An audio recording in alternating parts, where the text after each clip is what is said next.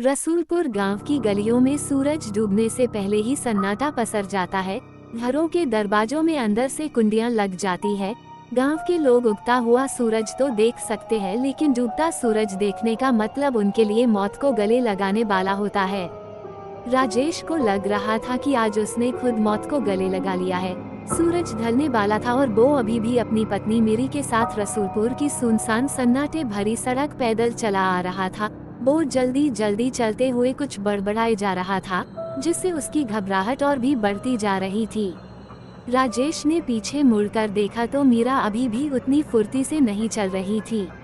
राजेश ने कहा गुस्से से, अरे मेरी जान की दुश्मन, जल्दी से अपने कदम बढ़ा ले, लगता है आज तो यक्षिणी मेरा शिकार करके ही रहेगी। मीरा ने जल्दी जल्दी बढ़ाए और कहा, मैंने थोड़े न इतना राशन खरीदने के लिए कहा, मेरी कौन सी संतान बैठी है जो रो रही है, ये सब तो तुम्हारे कुंबे के लिए सर पर बोझा ढोके ले जा रही हूँ। मीरा की तीखी जुबान सुनकर पहले से गुस्से में चल रहा राजेश उस पर अपना हाथ उठा दिया। राजेश, एक तो तू बांझ है, ऊपर घर वालों की सेवा नहीं करेगी तो फिर क्या करेगी। गांव की किसी भी स्त्री पर अत्याचार हो और यक्षिणी न आए, ऐसा तो संभव ही नहीं था। यक्षिणी राजेश के रास्ते में आकर खड़ी हो गई। अपने सामने यक्षिणी को देखकर राजेश के होश ही उड़ गए। उसे अब अपने प्राणों की चिंता होने लगी।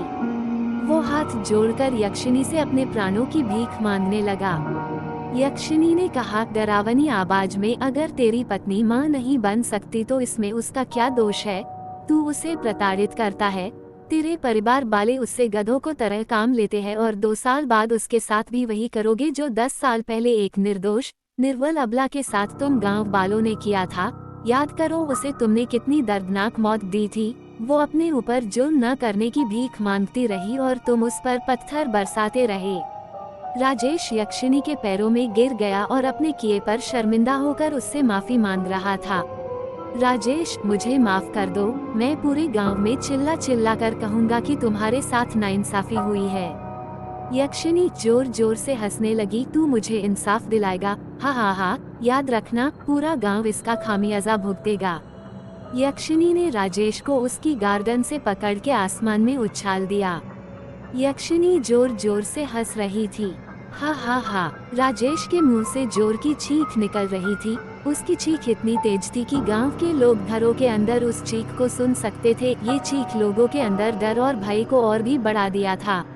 लोग समझ गए थे कि आज फिर कोई यक्षिणी का शिकार बन चुका है।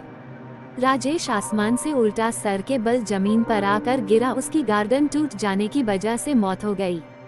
मीरा रात भर वही अपनी पति की लाश के साथ बेहोश पड़ी रही। सुबह लोगों ने देखा तो पूरे गांव में सनसनी फैल गई। यक्षिणी का एक और शिकार देखकर लोग भयभीत हो रहे थे। संयोग बस एक दिन उस गांव से एक सिद्ध पुरुष गुजर रहे थे। उन्हें रास्ते भर की थकान से गला सूख रहा था तो आज रात इसी गांव में गुजरने का सोचा। उन्होंने गांव के अंदर जाकर देखा तो गांव में सन्नाटा पसरा हुआ था। सभी घरों के दरवाजे बंद थे। साधु आश्चर्य में पड़ गए। साधु, विचित्र गांव है, अभी तो सूरज भी नहीं ढला और गांव के सभी लोग दरवाजा बंद करके सो रहे हैं। क्या एक रात ठहरने का कोई स्थान नहीं मिलेगा?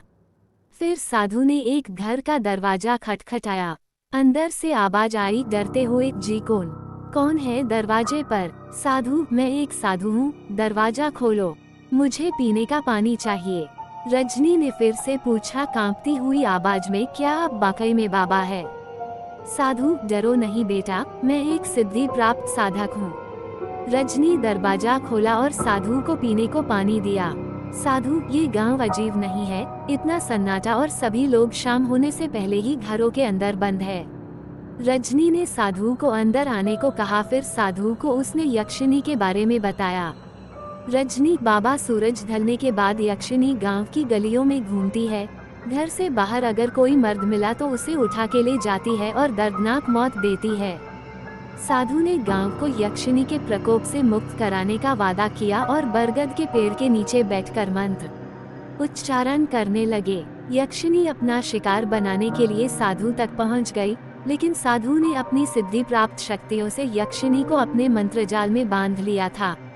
साधु, क्यों इस गांव के निर्दोष लोगों को अपना शिकार बनती हो? यक्षिनी, हे सिद्ध पुरुष, तुम मेरी लड़ाई के बीच में न पड़ो तो गांव वालों के लिए अच्छा होगा। साधु, हे यक्षिनी, मैं तुम्हारी लड़ाई खत्म करना चाहता हूँ। यक्षिनी, मेरी लड़ाई कभी खत्म नहीं होगी, मैं इन्हें दंडित करती ही रहूंगी। साधु, आखिर क्या बिगाड़ा है तुम्हारा गांव वालों ने? साधु के आग्रह करने पर यक्षिनी ने अपने ऊपर हुए अत्याचार और गांव की कुरीति के बारे में बताया। यक्षिनी, मैं ही नहीं, इस गांव में कोई भी स्त्री अगर किसी संतान को जन्म नहीं दे सकती तो इस गांव के लोग उसके साथ बर्बरता के साथ दानवों वाला व्यवहार करते हैं। उस स्त्री को ये अपने समाज और कुल के लिए अशुभ और अमंगलकारी मानकर उसे दंडित करते हैं। गांव की परंपरा बताकर एक अबला नारी को बरगद से उल्टा लटकाकर स्त्री के अंगों को अध जलाकर गहरे सूखे पड़े कुएं में मरने के लिए फेंक देते हैं। ये कहाँ का दंड विधान है? एक निर्दोष और निर्बल के साथ पाप करने वालों की यही सजा है। यक्षिनी की कहानी सुनकर साधु को उस पर बहुत दया आई।